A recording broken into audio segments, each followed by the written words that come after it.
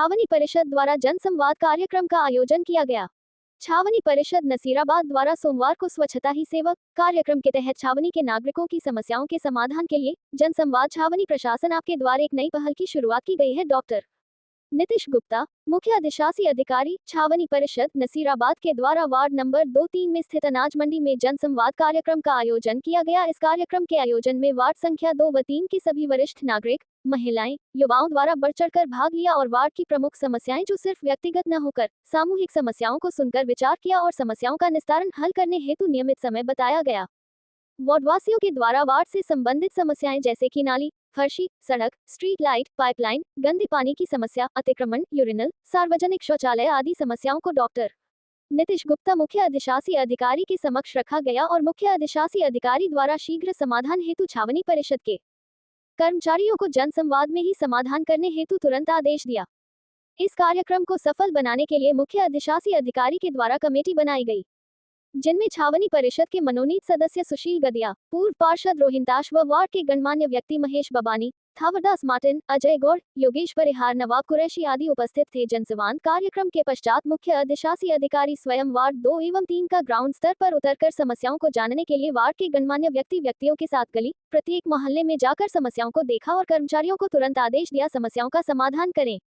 इस जनसंवाद से छावनी परिषद नसीराबाद की इस पहल को आम जनता एवं मीडिया ने बहुत सराहना की। मुख्य अधिशासी अधिकारी ने बताया कि वार्ड नंबर 2 एवं 3 का जनसंवाद कार्यक्रम का छावनी परिषद द्वारा सफलतापूर्वक आयोजन किया, जिसमें छावनी के आम जनता ने खूब बढ़ चढ़कर भाग लिया। इस जनसंवाद कार्यक्रम छावनी के शेष वार्डों में भी जारी रहेगा। इस जनसंवाद आम जन अधिक से अधिक लाभ उठाएं।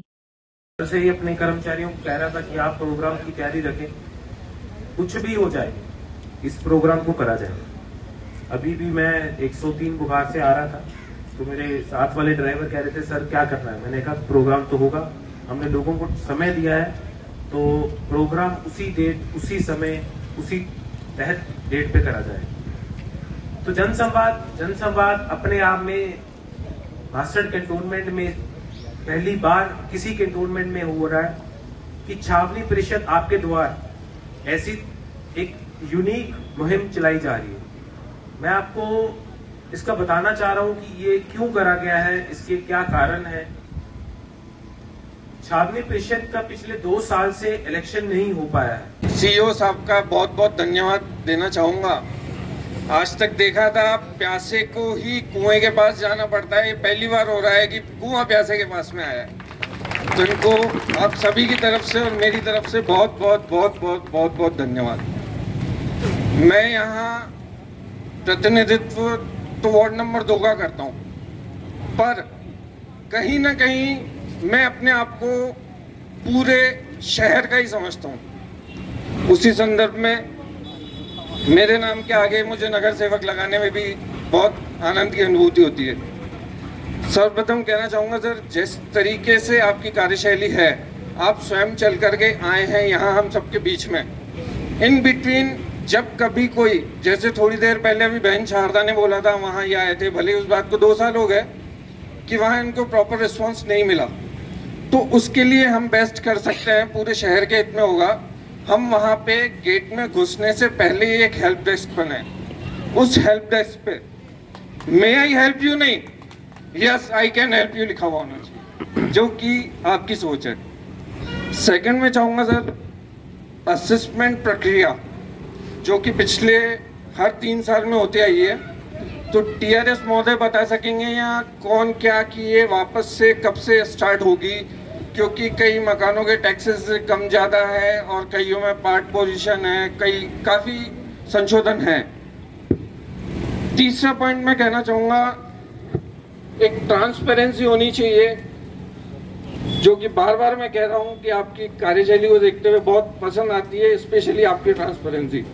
तो यही सर, नवीन रूप से कोई अपने घर पे बोरिंग बनवाना चाहता है या कोई अपने मकान में नव निर्माण करना चाहता है, तो उसकी ट्रांसपेरेंसी होनी चाहिए कि उसको किस तरीके से कार्य को आगे बढ़ाना चाहिए, कैसे परमिशन मिलती है, उसके लिए संबंधित अधिकारी कौन है और कैसे आगे उनका काम हो सकेगा।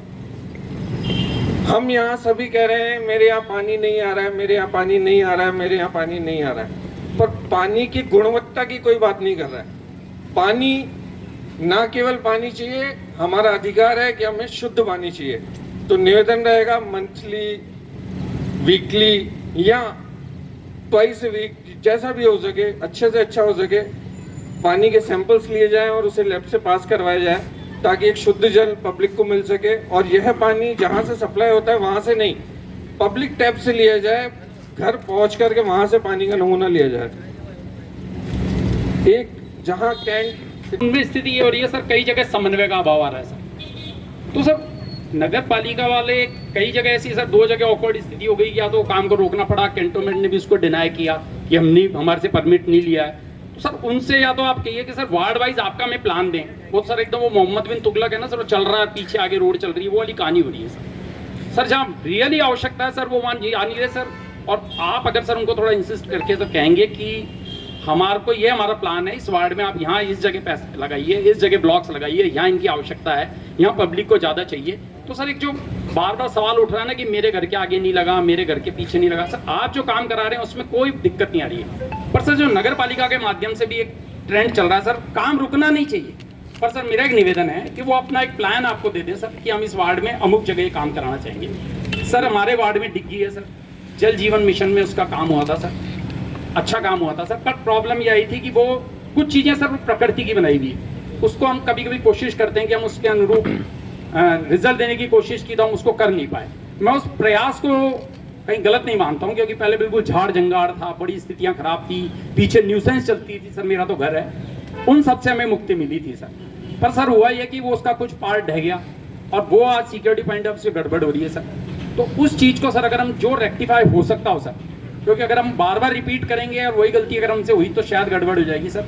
तो आप फिजिकली उसको देख के सर, आप डिग्गी का एक बड़ा अपना प्रोजेक्ट मैंने सुना है सर आप ला रहे हैं, वो सर आप उसको लाएं।